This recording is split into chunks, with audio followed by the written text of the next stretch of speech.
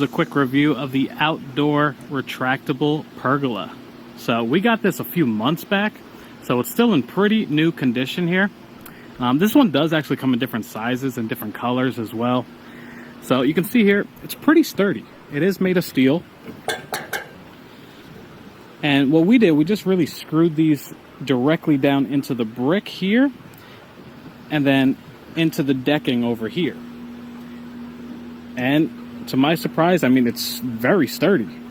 We've had a few very windy days and didn't really affect us at all. And then you can see on the top here, what's awesome about this is it is retractable. So you can actually pull this all the way back. It's actually locked in right now, but you can pull it all the way to the back and then just allow the sunlight to come in if you'd like to do that. We really don't do that because it's Florida. It is hot down here, so we like the shade. And you can see it definitely provides a lot of shade in here.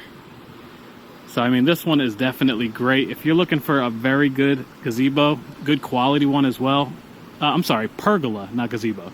If you're looking for a real good quality one, this is probably going to be it. This one is definitely nice, and we really do enjoy it.